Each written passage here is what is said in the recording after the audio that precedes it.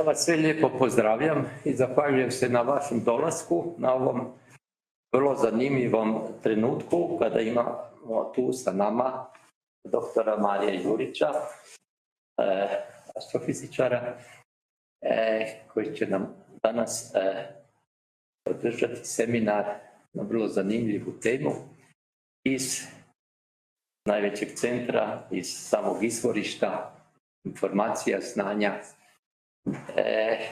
iz Washingtona. Ono što vam moram reći samo da ovaj seminar se organizira u sklopu Euro HPC programa. Mi, Institut Ruđer Bošković i Centar za informatiku i računarstvo je dio Euro CC2 centra kompetentnosti i mi na neki način osiguravamo infrastrukturu za izvrsnu znanost, odnosno za rješavanje kompleksnih problema. To se danas već koristi u svim granama znanosti. Najviše će nam reći o tome nešto i Mario, s obzirom da znanost od makrostrukture, znači od svemira pa sve do mikrostrukture, do materije, danas koristi simulaciju i obradu takozvanog big data seta podataka preko high performance computinga i preko AI tehnologije algoritama. Dakle, ono što želimo zapravo mi, Institut i Ruđer, da budemo čvorište u transferu tehnologije i znanja korištenja HPC tehnologije prema znanstvenicima. Ono što se u Euro HPC-u danas dešava, da Europa ima razvedenu vrlo snažnu računalnu infrastrukturu i da je Europa zakoračila u quantum computing. 6 sjedišta su uspostavljena već u Europi koji rade hibridno zajedno sa HPC-om i ono što mi pratimo, a i na neki način želimo biti dio svih tih procesa, da to znanje korištenja HPC-a i quantum computinga prenosimo i u naše znanstvene sredine za primjenu i za stvaranje uvjeta za izvrsnu znanost. Evo, ja bih toliko kao uvod rekao, a sad bi Libora zamolio da predstavi Marija. Hvala.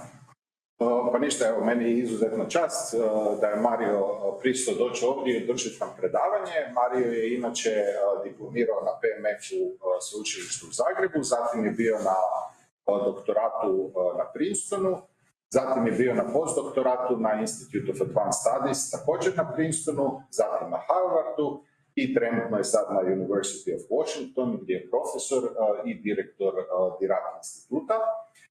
Područje istraživanja mu je stvarno široko, većinom se veže na obradu velike količine podataka, od asteroida, mliječne staze pa do samoga svemira, a u današnjem predavanju će reći nekoliko riječi o Large Sky Survey i jednom velikom teleskopu koji bi uskoro trebao početi raditi i prikupljati veliku količinu podataka koje mi kao astrofizičari jako iščekujemo. Pa Mario, izvoli.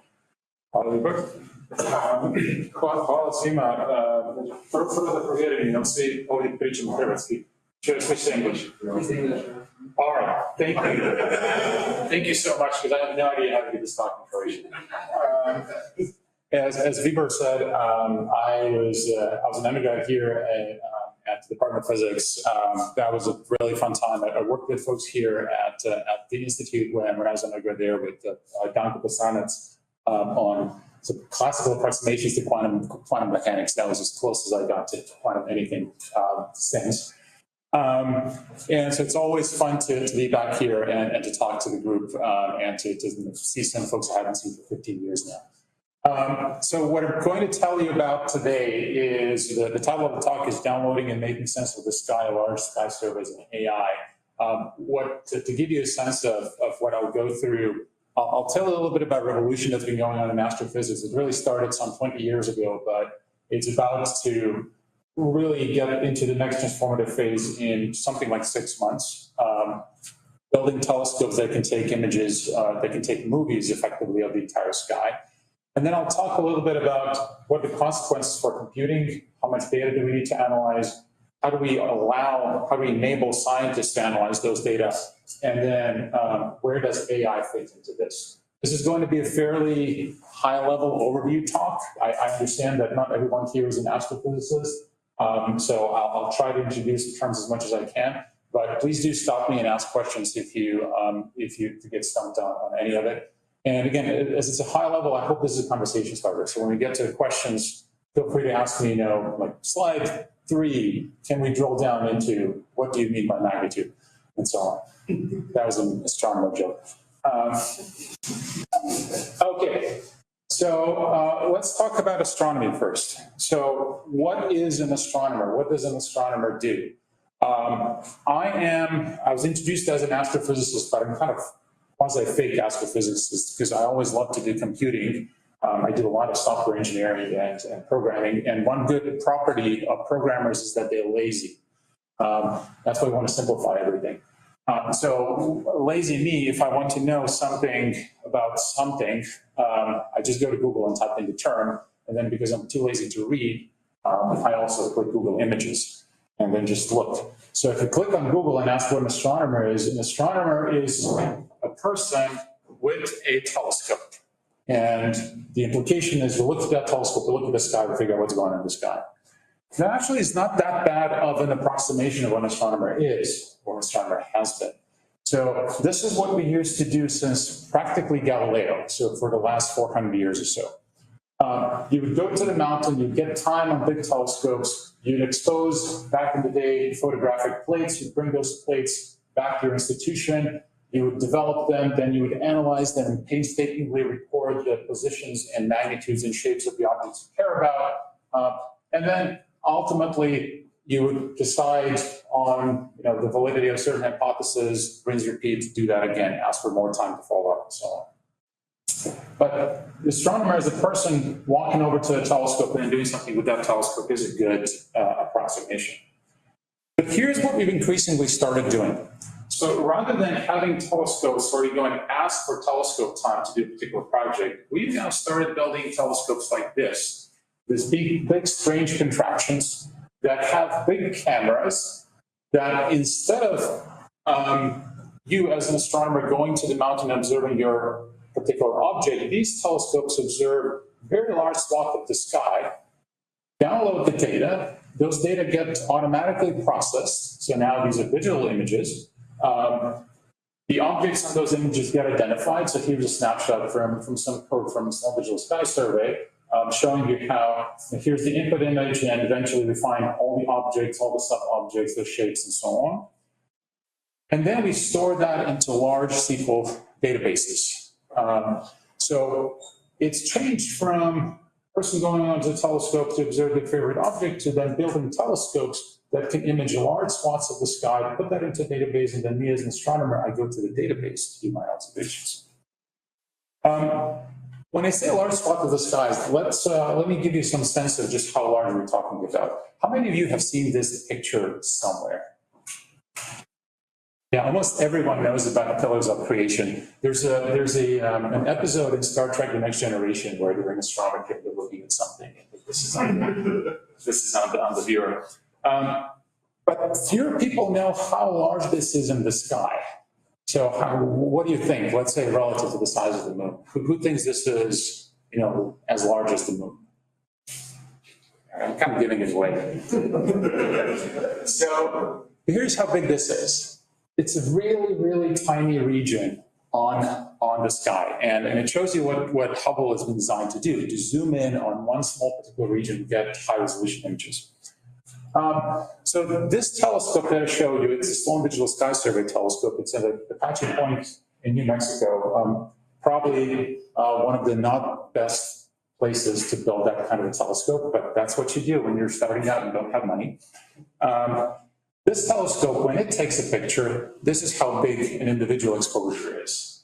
So it's many times the size of the moon, much, much larger than typically what Hubble does. And when this telescope takes one field of view, it doesn't just take one, it continues taking them over and over again until with SDSS we covered about 60% of the sky. So these are the kinds of databases and datasets we're talking about. SDSS over 10 years, since 98 to roughly 2009 when the imaging survey was running, collected some 20 petabytes of raw imaging data. That resulted in an order of 1.2 billion observations of stars and galaxies.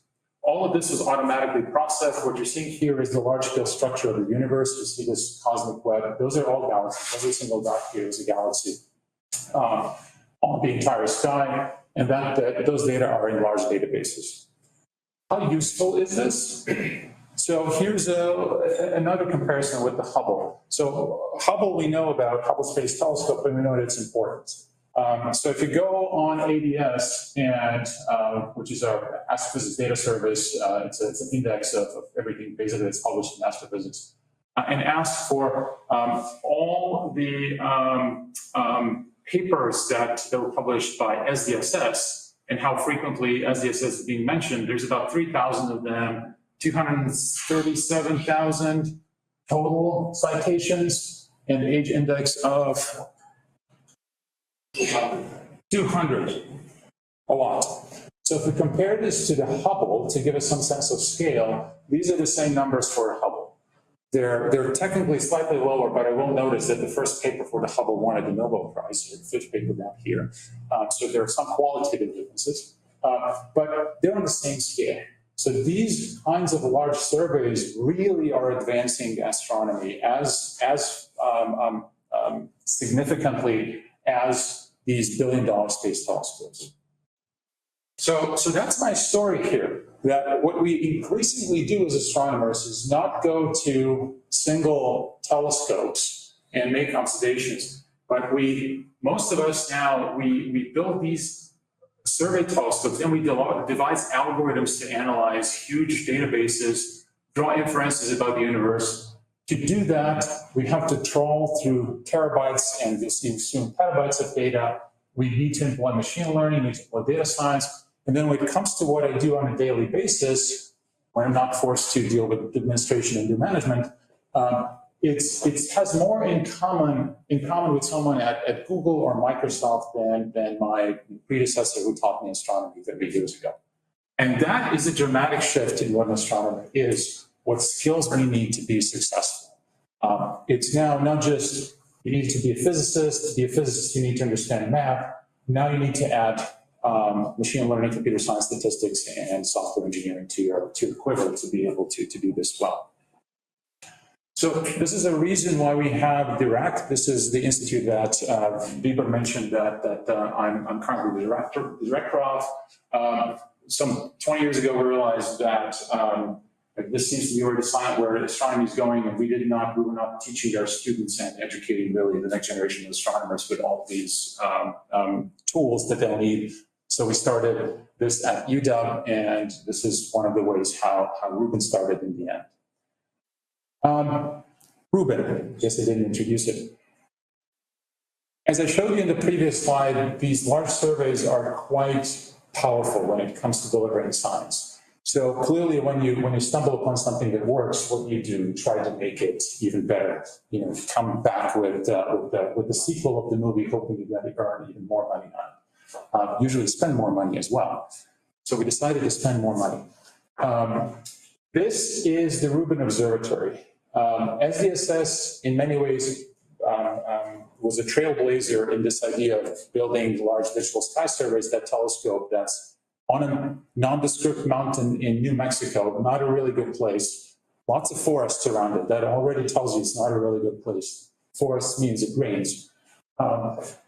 This telescope is at a much better place. Look, no trees. And not because we cut them down. They weren't there to begin with.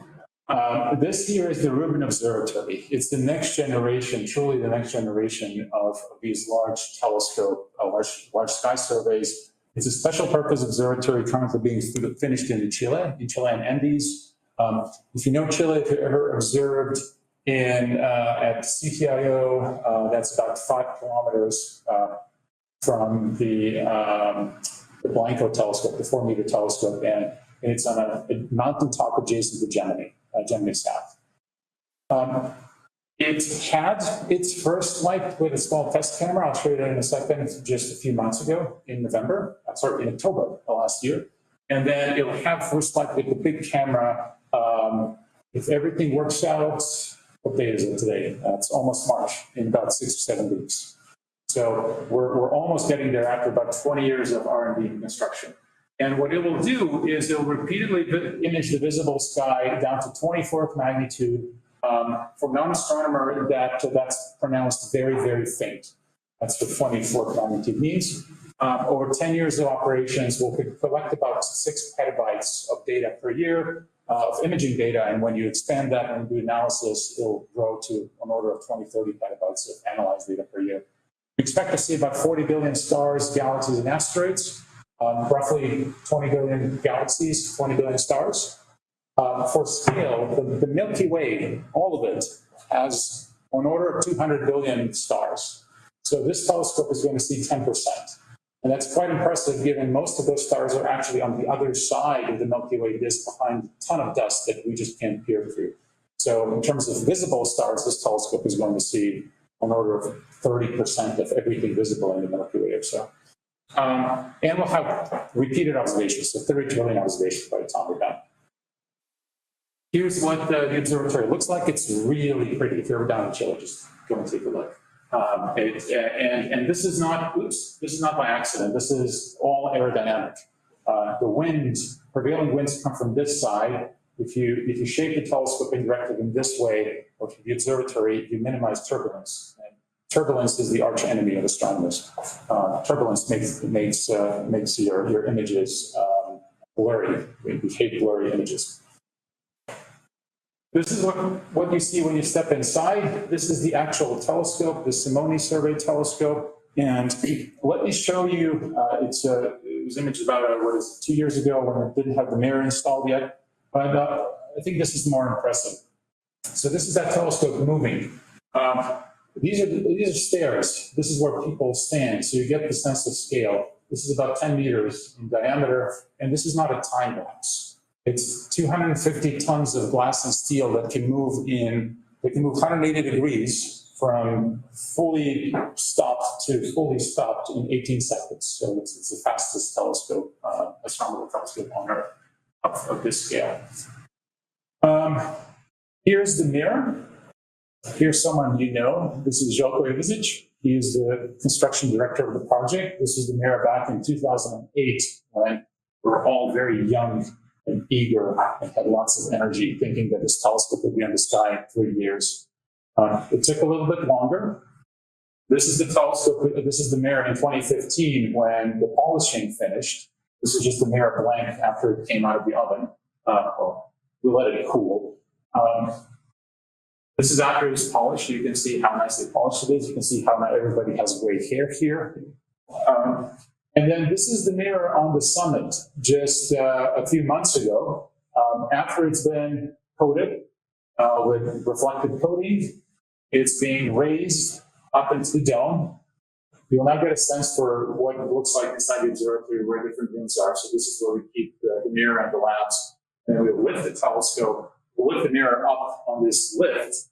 We literally raise the roof to get it into the dome, and now it goes into the dome. And there's a whole bunch of equipment that needs to get attached to it. I think there's one big mysterious box that will get attached here, which I've been asking people what this is, no one can tell me yet. And then it goes under the telescope and it gets bolted in there. See that in a second. You'll notice there's a moment when everything is done and we know everything works. There's that moment. And here's the telescope. After some 10 years of construction, the mirror has been put into the telescope and it's ready to go. The last piece that's missing when you build the telescopes is you need a telescope mount, big observatory, and a dome, and a mirror. And the last thing that you need is the camera. You need somewhere to capture those photons. This here is the Rubin camera. We call it LSSTCam. While it was still being finished at SLAC near Stanford in California. This is a person. If you can't quite see them because they're in a white protective suit. It's the size, if you've ever seen those private jets, like small private jets and the jet engines they have under their wings, it's the size of a small private jet engine. That's the camera. It has 189 CCDs. Each one is 4K by 4K. So if you do the math, that's about 3.2 gigapixels of just data collecting capability. And this here is one of the first images taken with the camera in the lab through a pinhole. This is a photo of Vera Rubin, so famous astronomer. She provided some of the most definitive pieces of evidence that dark matter isn't a Fritz Wiki hallucination, but something real. It's also an astronomer joke. And that's who the telescope has been named after. So each image, and we take many of them because it takes us 30 seconds to take one, will give us 3.2 gigapixels, and each pixel is quantized to 16 bits. So that's roughly 6.4 gigabytes per snapshot. Here is the camera landing in Chile, in Santiago. We rented our own 747. I think I told this story last time I was here, why we had to rent the plane. Ask me later if you want to know. Here is the camera being driven up to the summit. This is the $160 million container. If I were the driver of this thing, I would not want to know what I'm driving. I'm just thinking, like, just psychologically, it's just better to think it's just like some usual astronomy junk that these people made me drive up the mountain. And this is the camera. Same thing for the forklift operator, by the way, for the crane operator. This is the camera hanging up from the crane as it's being taken out. And so now when we combine all of that, we have an observatory. It's all ready to go. And we started taking test observations in last October. Here's our early announcement. Basically, hey all, we started test observations and it works. And here is, I think last time I was here in September, I talked to this small group. This is as much as I was allowed to show you. But now in January, we made the first image from commissioning public. And right now we're commissioning with a smaller version of this big camera just to test things out without risking the breaking to large camera while we're testing things out. So it's just 5%. And here is the first image. And just to show it to the astronomers in the audience, when you zoom in, you actually do see some stars and galaxies. So it's real. We cleverly did not want to tell anyone where this was in the sky when we published it. But there's this website called astrometry.net where you can go and upload any image, including images that you take with your phone, and it will look at the patterns of stars and galaxies and find where it is in the sky. So somebody did that, some tall creation. And here's where it is. So it's it's actually real. We didn't just invent it, or we didn't just fake it.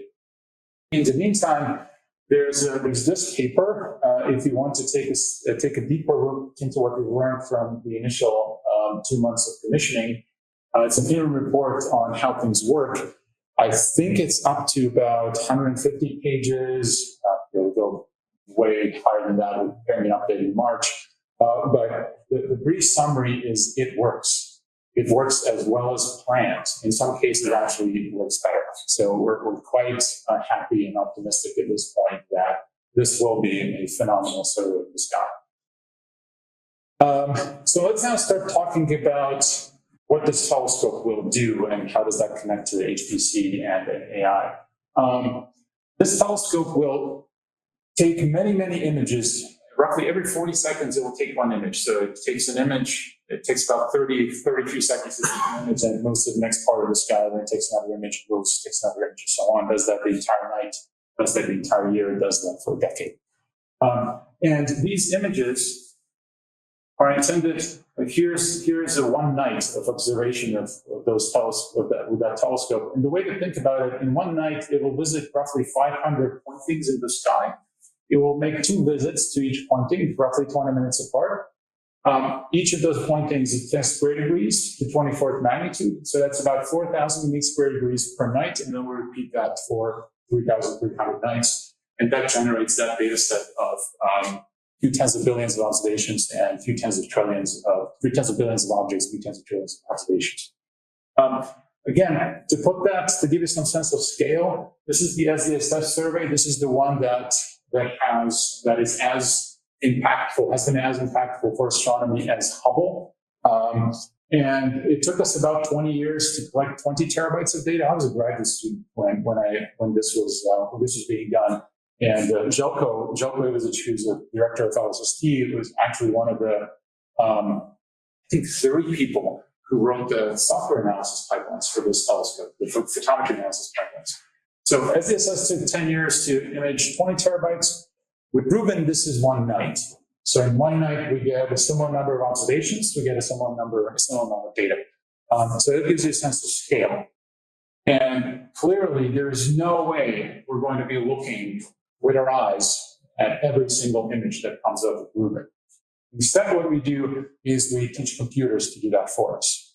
So our data products are going to be reduced instrument signature corrected images. So there are science cases where you really want to go back to the original image. But my guess is 90% of the science is going to come from catalogs. These are just rows with hundreds of properties for every object that was detected in each of those images that will get then given to everyone with data rights, and then we'll be able to go and do science with it, just like it is LSS. Any computer scientists in the audience? Or computer science adjacent people? So one of the ways I think about this catalog, this is lossy compression of these images. There's a really nice way to see that. So here's an image of the sky. You have to believe me that it looks even better on my laptop.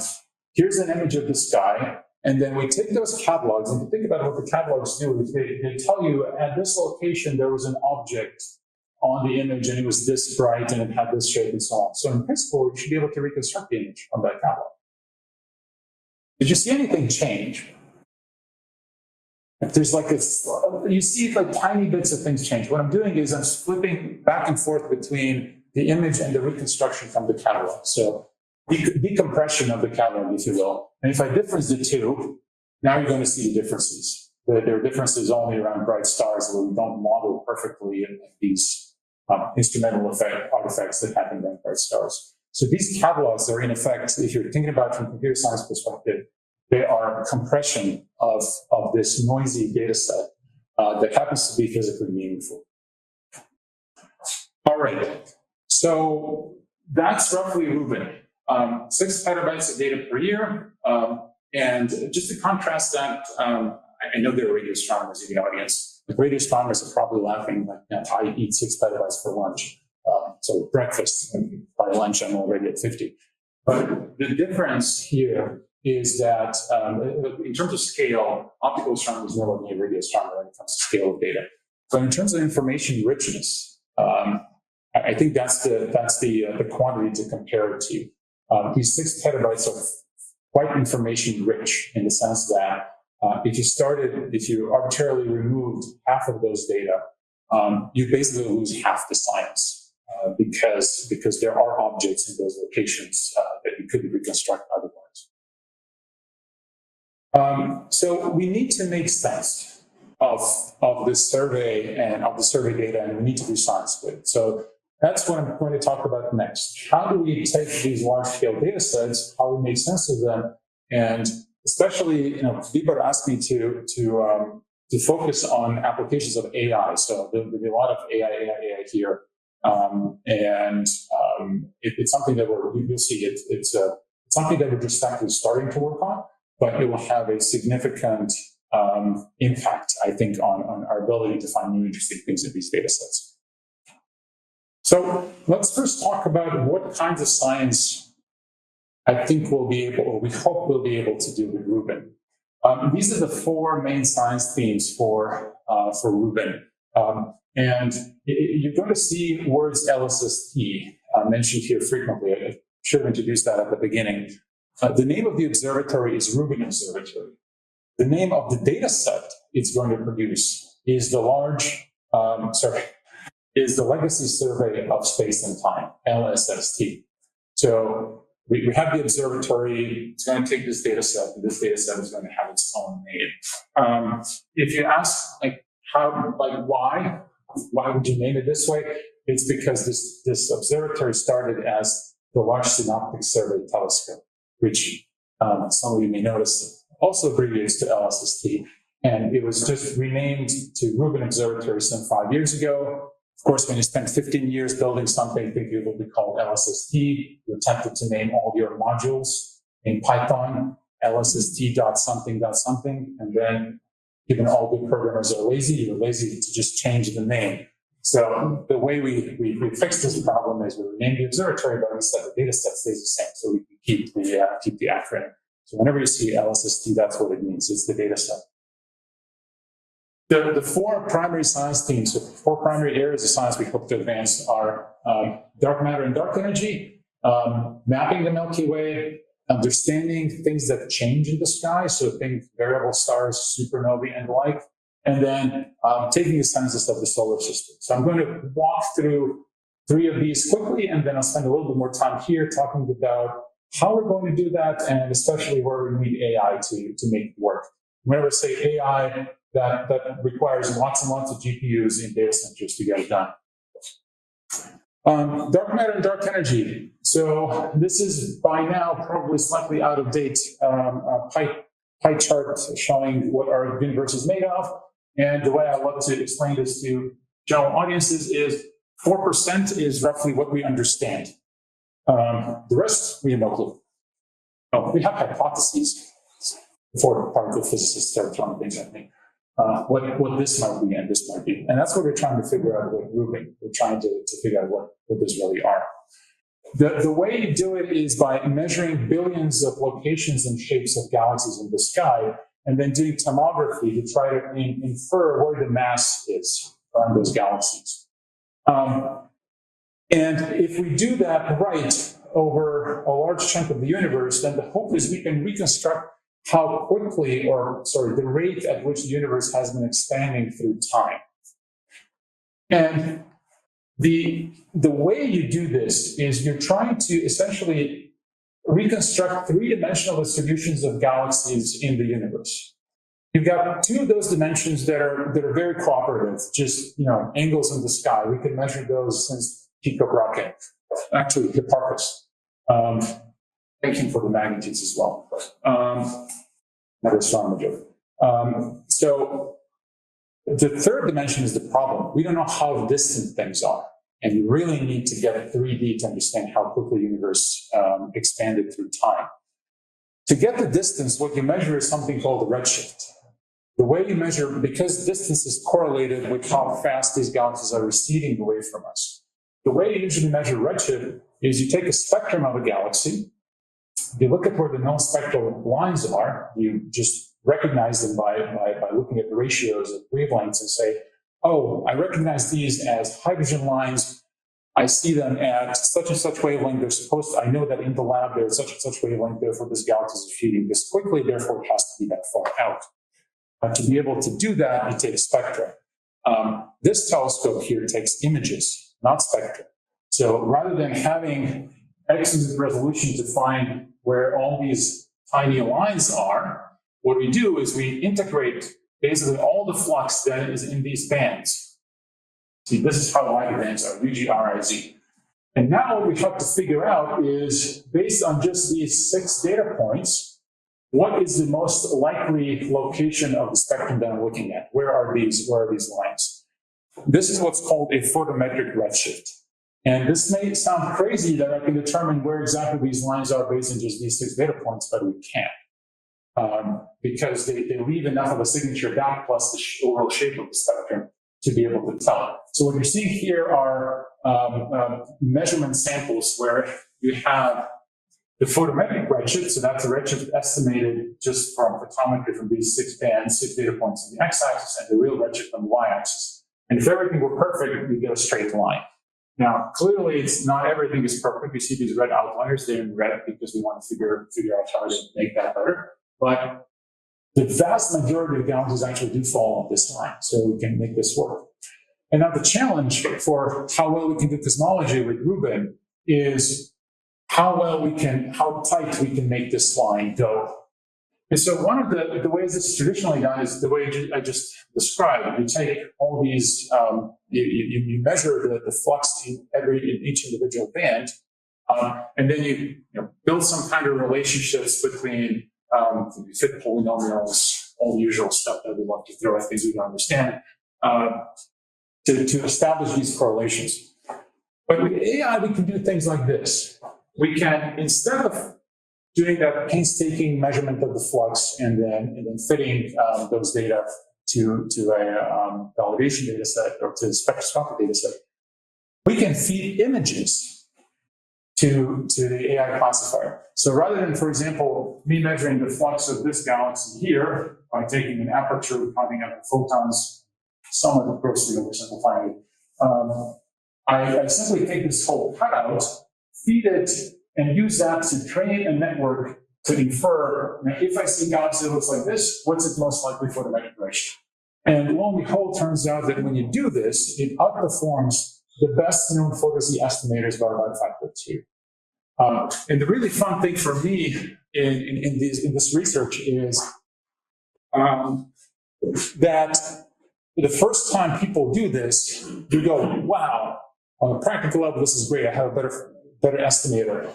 But then the millisecond later, you go, wow, this tells me there's information that we never really understood was there, that AI is picking up on, that makes our estimation factor of 2 better. If there's information, there's probably some physics that information finds. So there's physics that causes that information to be there. So I can now start understanding, picking AI's brain, like dissecting its brain, trying to figure out what is it that it saw to make these kinds of things.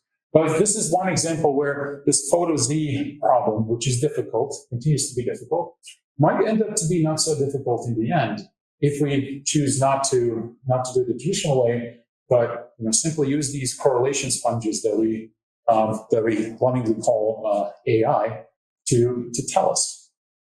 So that's one example where it's already going to be used. Here's another galaxy classification. This is Messier 51. These are live galaxies. These are beautiful. If you've never seen them, just find an amateur astronomer with a small telescope and you should go and take a look. They have, this is a spiral galaxy. It actually has a tail, a bridge to this adjacent galaxy that it's merging with, or it's interacting with, and this one has a tail and so forth. And one of the things that astronomers love to do is look at these galaxies and say, oh, this is a spiral galaxy, this one looks elliptical, and so forth. To first order, one of the things we learned with AI is that anything that a human does by looking at an image, an AI can do. And actually it can likely do better. And so that's the case, that's been the case here as well. So this group, and on purpose, I put here names of groups and work that's been done in Europe. So I think these folks are in France. Like this group back in 2018 ran, I don't have the numbers up here, 15,000 galaxies from SDSS on a simple convolutional neural net, and then used that to classify roughly 700,000 galaxies with SDSS. And what they came up with is basically something that's as accurate or more accurate than human classifiers. And the way you know that it's more accurate, that's how you know it's more accurate. Because for some galaxies, you have high resolution images, so you can tell what they really look like. And it outperforms humans. The thing that I really love about this example is that I can teach this convolutional neural net in my class for third-year undergraduates. This is the CNN. The architecture is a few lines of keras, right? It's just beautiful, and it shows you that these things are not these magical things where you have to go to use them, where you have to go and get a PhD in computer science, but this is something that we as physicists can really take advantage of. Let me jump on another topic, exploring dynamic and transient sky. So here we like to discover things like this. This here is an artist's conception of a star being disrupted, being shredded apart by a black hole. We have these cases where there's a star orbiting a black hole, it gets too close, the tides shred it apart and it explodes. These are what are called tidal disruption events. We know a few by now, mostly discovered by the Zwicky Transient Facility. And the way you find them, you don't actually see anything close to this. For this, we need like Enterprise, as in the Starship. So it might take a while to get that close. What you see is something that looks like a star. You have a galaxy. You have a galaxy at one point in time. You have a galaxy at another point in time. You subtract these two images, and suddenly you see that there's a slightly remnant of light when you subtract these two galaxies. And that remnant of light is something that changed, usually a supernova, variable star, or in rare cases, interesting events like these tidal disruption events. So what's the challenge with these? This is what's called image differencing, where I take two images and then I subtract them. It may sound simple, but it isn't, because these two images are not perfectly aligned. The atmosphere is different at different times when you take them. So here the stars may be blurrier than here. If you just naively subtract these two images, you're going to get a whole lot of artifacts, and you're going to see that. So there have been many PhD theses worth of thinking on how to do this subtraction well. And even with that, when you do the subtraction, you invariably are left with tons and tons of artifacts. So this here is a gallery of artifacts of, this will be like subtraction going wild movie series. What happens when things go bad? Like here's an example of something, and then like we come up with the best names for stuff. Here's a caustic current, that's nice. Smudge, ghost, burn, diffraction spike, piano, frisbee, arrowhead, and so on. These are the kinds of things that you see, and the software will get confused on these artifacts and differencing. So what you do is when we look at those artifacts, we as astronomers, it's clear what's real and what's not. So we teach AI to do that for us as well. These are what's called real bogus classifiers. And in the interest of time, I'm not going to go and describe the details of these plots, but I want to just show you one thing, which is that typically when you do an image subtraction, you get detection rates where for every real object, you find about 10 that are artifacts. By the time you apply cleanup with AI, those post-filtering rates go up the other way to 1 to 3. So now we have 30% of artifacts. And now this is the state of the art, I think, at least for ZTF survey I worked on. Now we're getting to a point where this is the ROC curve for this convolutional neural net trained classifier, where we get something like 2% or on order of 1 to 2% of contamination at 98% completeness. So in essence, what was a really hard problem where I kid you not, we would send this to dozens of graduate students to look at. We've reduced it to feeding it through neural net and being done in minutes. Then you can apply the same thing to science. Like one of the questions you have is, these are time series of observations of supernovae. And by the time a supernova is down here, these are days, by the time it's way off the peak, it's actually not that interesting to observe. What you'd like to know is when it's still rising, what are you looking at? Is it an interesting supernova to observe or not? And there are these generative models that now allow us to do that, where you feed a stream of data coming into the model, and that stream gives you an updated estimate of, in essence, is this object interesting or not? And here's another example by Kyle Boone. I have a link to the paper somewhere, but the key point is that this is 2 times better than the previous state-of-the-art model. And again, the idea is you let the AI understand, soak up these correlations that we as humans have not figured out quite yet in the light curve. We can do similar things with periodic variability classifications. So here an example of AI classifiers classifying variable stars. If everything is perfect, you'll get a diagonal light up. Things where things are not perfect, turns out that those are variable star classes that might actually not exist.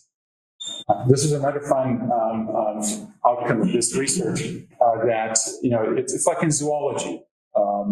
I hope it is, because there's probably a zoologist here who's going to go after me. You think that you have like 3 different species, and then it turns out, no, it's actually the same species. It's just like this one, I don't know, had a stronger suntan. So this is another place, another example where things are now basically solved with AI applications. And then the last thing I'm going to show you, and then I think I'll have to wrap up because of time, is what we can do in the solar system. So solar system is really cool because it objectively is, and also because I'm interested in it right now. So by definition, it is. Yeah. These are asteroids in the solar system. The Earth is third rock from the sun. So over here is Mars, is Jupiter. Here's what Rubin is likely going to discover with asteroids. We will going to find between factors of 4 and 40 more of virtually every object, every type of object in the solar system. Why do we care? Here's a practical reason why we care. This is an object that entered the atmosphere over Russia, over Chelyabinsk, Russia, some, 12 years ago. It was not a pretty good day for folks over there. They were actually lucky. This object entered an almost grazing trajectory and exploded some 30 kilometers up above. So the only thing that came to the Earth was the shock wave of that explosion. But it still caused, I have the numbers here. It still caused 1,500 people were injured enough to go to the hospital to seek medical treatment, and 7,000 buildings were damaged by the explosion, usually broken windows and so on. So we'd like to know when things like this would happen. With LSST, right now we know about 40% of objects that are potentially hazardous. With LSST, we can bring that number up to about 70%. Actually, with some advanced software that we're working on, up to 80%. So we can half the risk of something like this happening without us knowing. Talking about science, one of the questions we want to understand is, where did the water come from on Earth? Back when I was studying, the usual story, when I was an undergraduate, the story was, comets brought water to Earth. Turns out when you sum up how many comets we have in the solar system, it's not enough. So a lot of the water now is coming from the asteroid belt, but we haven't seen it there yet. So with Rubin, we will. Interstellar objects. So these are comet-like objects that come to us from other planetary systems. So far, we've discovered 2 in all of history of astronomy. And with Rubin, we're going to be seeing between 1 per year and 1 per month, depending on what's really out there. And one of the things that I really want to understand is if there's a 9th planet out there. There are some really reasonable, I think, indications based on orbits of other things in the solar system that there should be a 9th planet. And we're not talking some puny things like Pluto that will get fired 100 years later from the list of planets, but like a Neptune-sized planet, a really big piece. If it's there, this is a plot from a paper by some of my colleagues. The thing that I want you to notice is there's this line, anything above that line we can detect, and then these, the red and blue, are the estimates for where this planet is supposed to be in this space. So if it's there, I think we're going to know about it in the next year and a half. It should be really cool. I want to find a planet. But first we have to identify all of these things in the data. And this is, again, where lots of compute and AI come in. The three problems we have is something called asteroid linking, optimal detection of fast-moving objects, and then deep discovery for things like Planet 9. The problem with finding asteroids is that you don't know what's an asteroid when you take an image of the sky. So the usual thing I ask is, what's an asteroid here in this image? Who can tell? All right, so let me give a show of hands. Who thinks that this was an asteroid? Who thinks that this is an asteroid? Who thinks that this is an asteroid? All right, I have one. Who thinks that this is an asteroid? All right, I got two. Who thinks that this is an asteroid? Who thinks that this is an asteroid? Who thinks that this is an asteroid? All right, and everybody else is falling asleep. You can't tell. If you guessed, you literally guessed, or you've seen this talk before. This is an asteroid. You can only tell by its motion that it's there. You have to take multiple images. And who here knows Greek? Either the ancient or the more modern version. Asteroid means starlight. So the hint is in the name. It looks exactly like a star. There are these beautiful images of asteroids being these big boulders. Like, yeah, we have to send a space probe and take an image up close and personal. From afar, they look just like stars. So we find them by taking a few images of the same part of the sky, and then we look at things that do that. Now, the problem with Rubin is that it's so deep and so wide that one image looks like this. So every red dot in this image is an asteroid, and every blue dot is a false detection due to those artifacts in image processing, for example. So if we took two images side by side, or within 20 minutes, like was done here, we wouldn't be able to tell there's something moving because there's so many things moving, we don't know which one is which. They all look alike. So computationally, this turns into a problem where you have about 150 million data points. You have of 1 million objects, or 1 million groups. 150 million data points of about 10 million objects. And we know that they cluster in about 1 million groups that satisfy gravitational equations of motion. Turns out this is computationally super difficult to do. And one of the ways we're trying to attack that is with AI. We're developing software where we basically teach AI how these objects look like in the sky and let AI figure out what are the sort of linear-ish approximations to all those equations of motion and projection in the sky that fit the motions of the objects, motions of real objects, and they reject motions of objects that are not real. And so here's an example in the first step along to that work. This is something done by my former student, Joachim Moyes. He's Belgian, and he might want to go back to Europe, so get it. This is when we reproject into this space of relative motions. We turn these orbits into lines.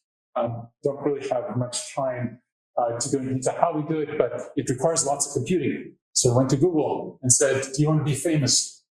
How? Well, give us a ton of computing, and we're going to go find dangerous asteroids, and then you're going to be saving the Earth." And Sundar said, "Yes." And so it worked. We ran this on Google, found a whole bunch of asteroids, and Sundar was happy.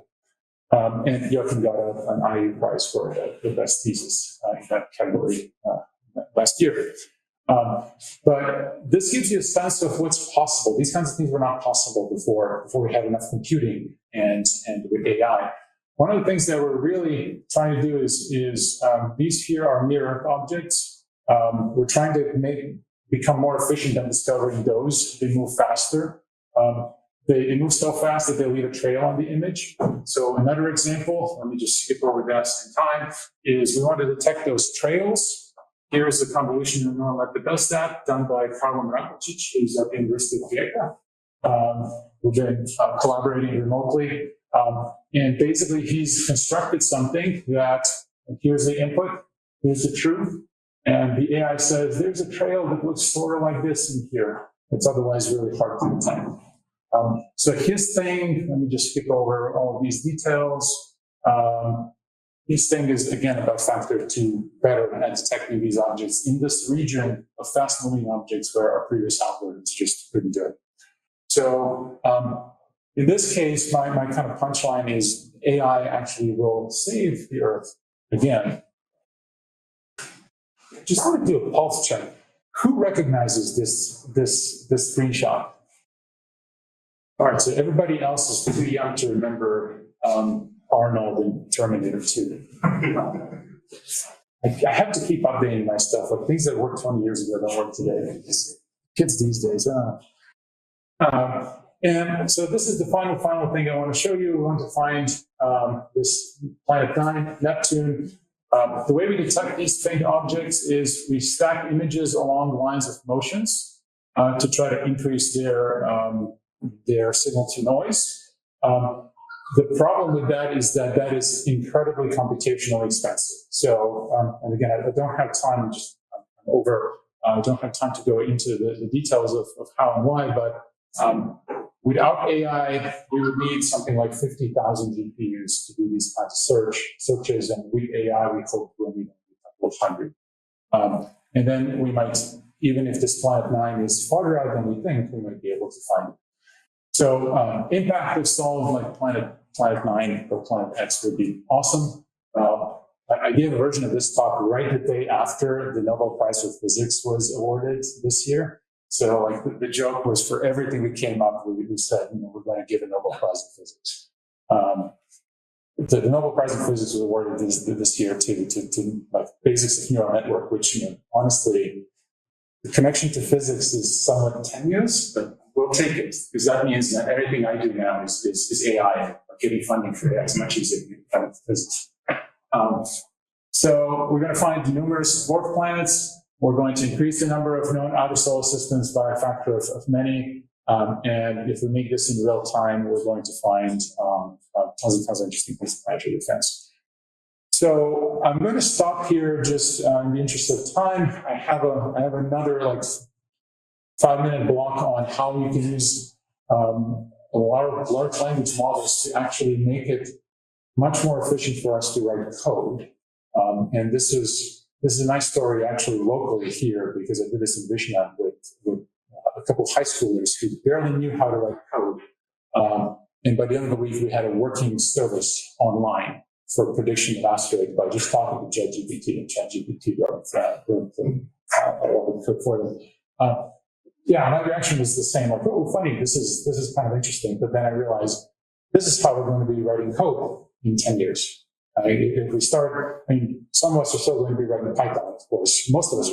Many of us are going to be writing Python, but most people will just be talking to the machine. And when you write Python, it's going to be as weird as writing, C today.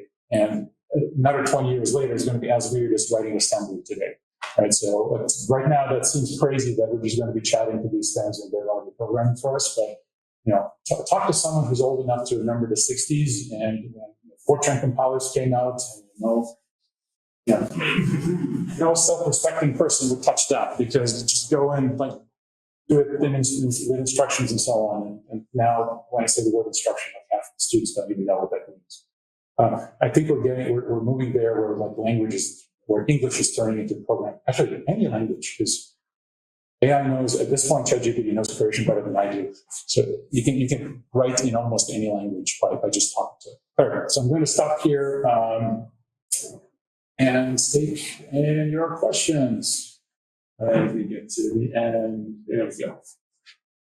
All right, thank you.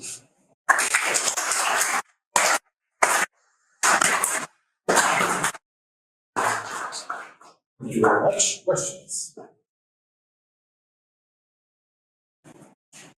One thing I should say again, these data sets are going to either be public if you're part of the collaboration, or within 2 years they become worldwide public. So there's tremendous opportunity to do tons of science on them because the science will really scale with the number of ideas and number of people working about this data set, about these data sets in astronomy. So I really highly encourage you to get involved and get in touch with folks who are already in the Rubin team. If nobody else has a question, I have one. So if you trust your LLMs to write your code, how do you debug it? This is why right now you need to know how to write that Python. So the model for today, I think, is you should think of your LLM as a first or second year graduate student. They know the basics, they read all the literature, but they don't quite know how this is done in practice. So you need to talk to it. You need to ask, give me this, and it'll give you something that may have a mistake here and there. And then literally you tell it, I think you have a mistake in how you're converting decimal to hexadecimal.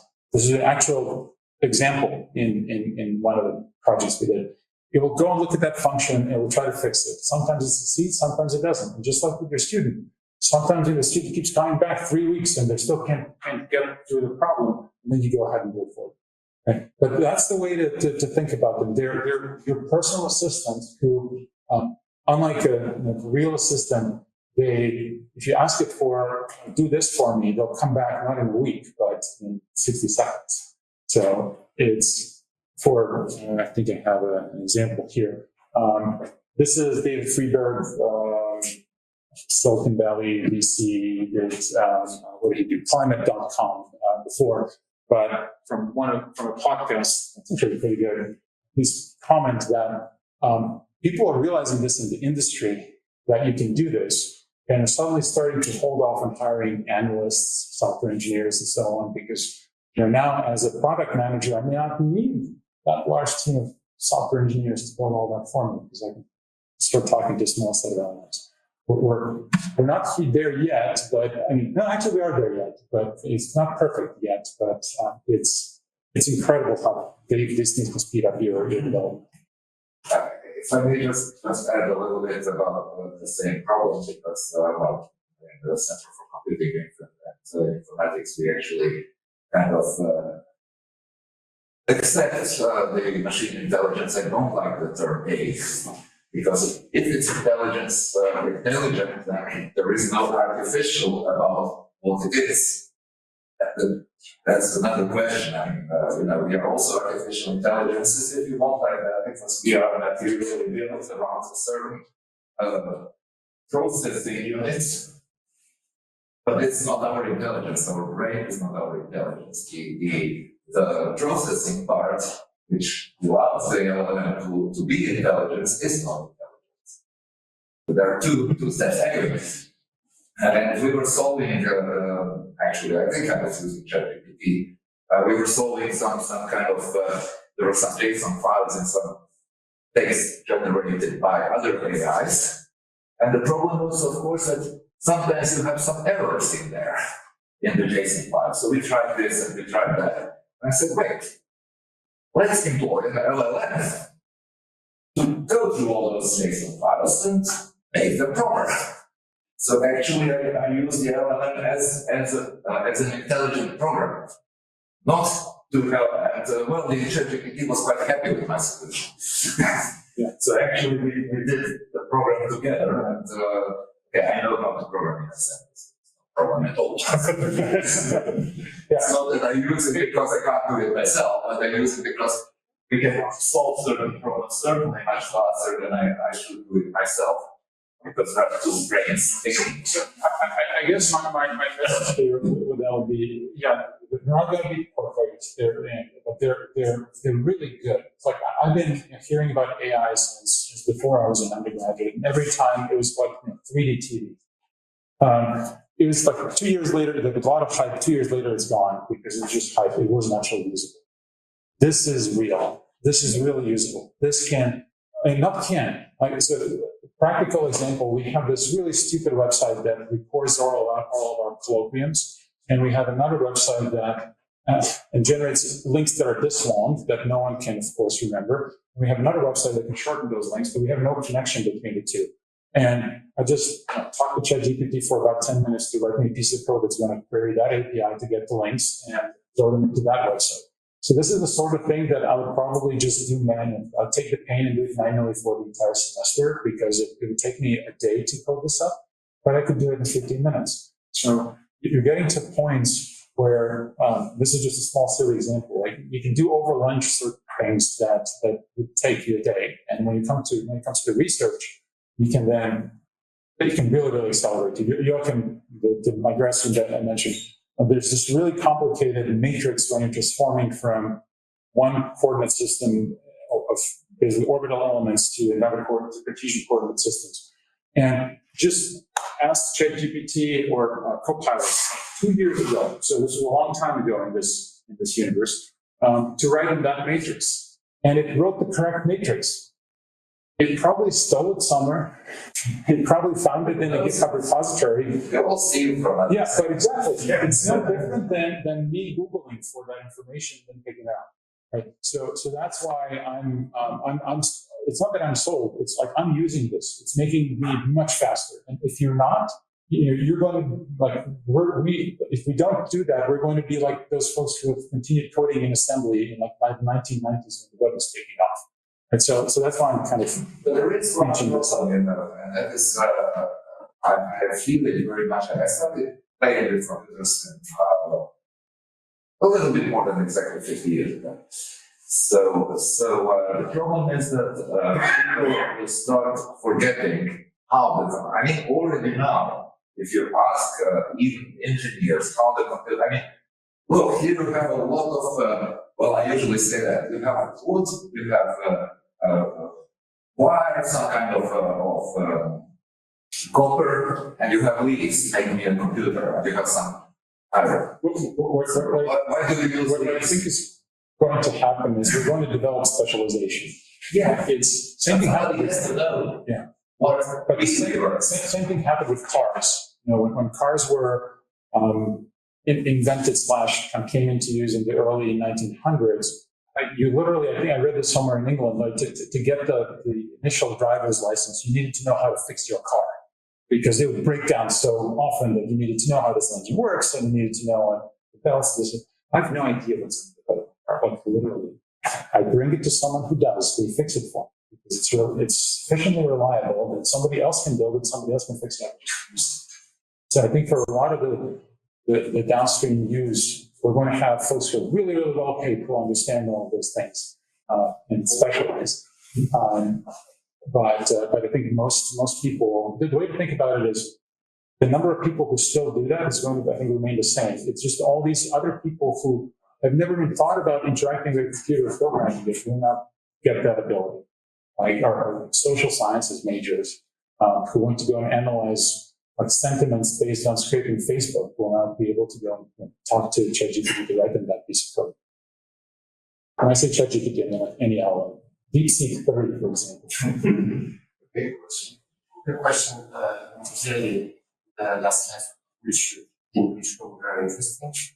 Now, at this point, the usage of AI described was mainly classification and regression using various types of neural net architectures, forward, CNN, and so on. Now, two questions. I understood that one part is using supervised learning, maybe all of it. And if yes, how do you take into account the sample that you are training it is not necessarily represented in all the data?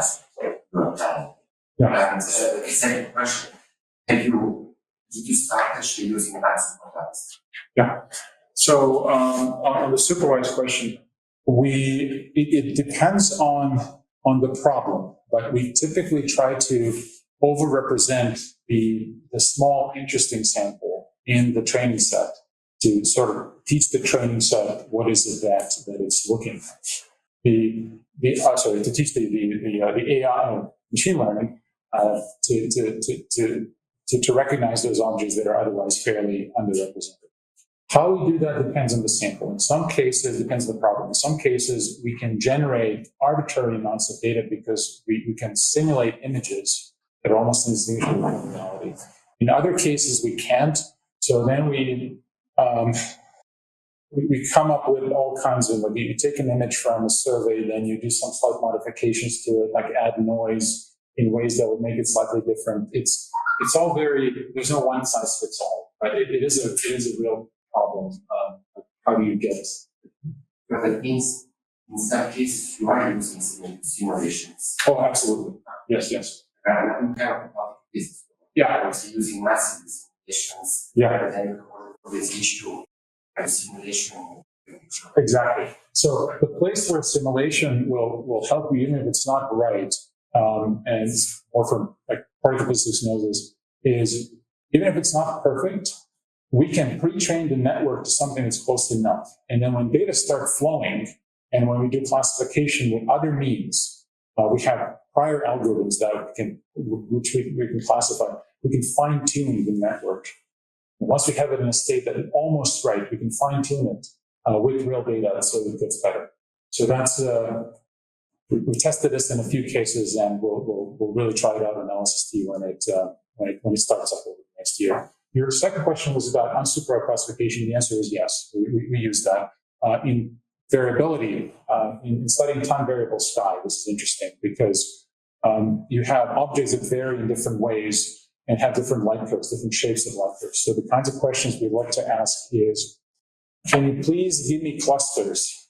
Give me all objects that vary in the same way. And the hope is you build a classification system that will, like the top 25 most populous clusters of things that vary in the same way. You just rediscovered the last 2,000 years of variable astronomy, delta Cepheids and RLI and all of that.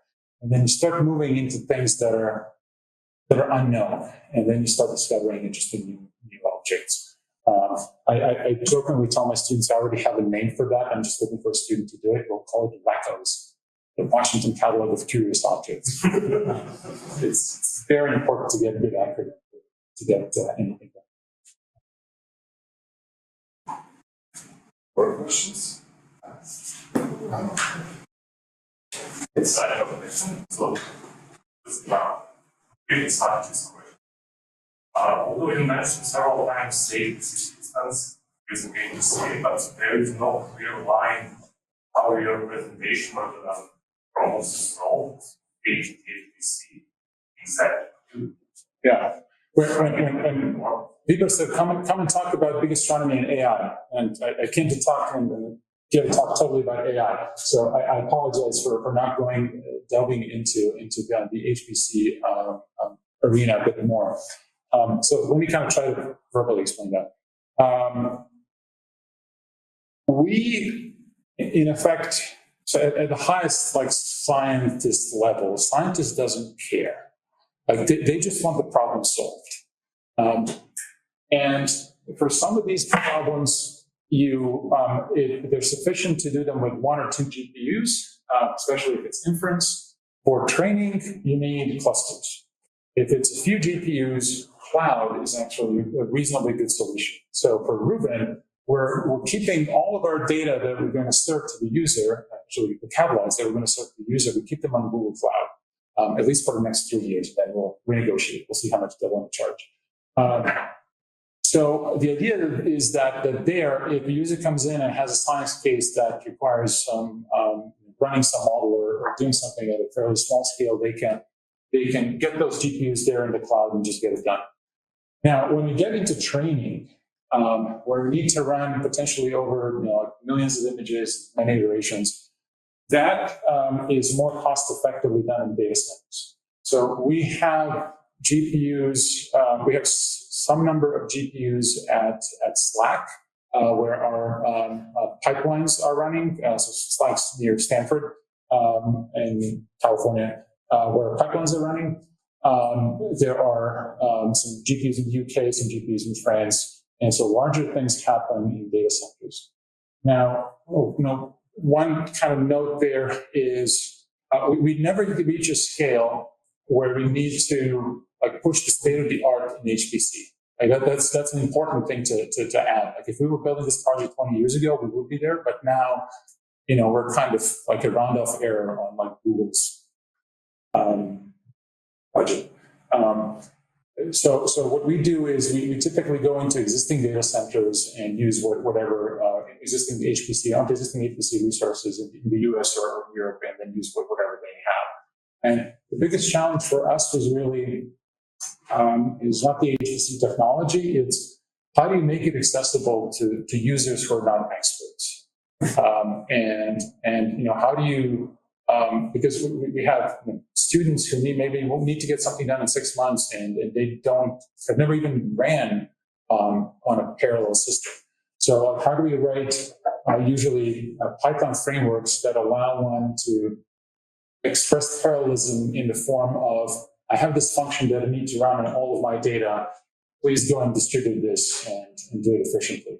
So sort of in the HPC space, that's really where our problems are. But one of the things we're working on with Lover here is we're developing those kinds of frameworks and to be able to go through petabytes of data with the user not really having to know the details of how that's done.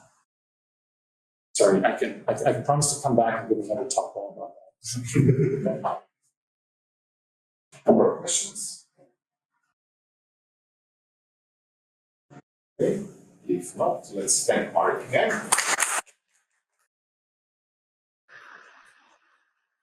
If you have any questions, just drop me an email.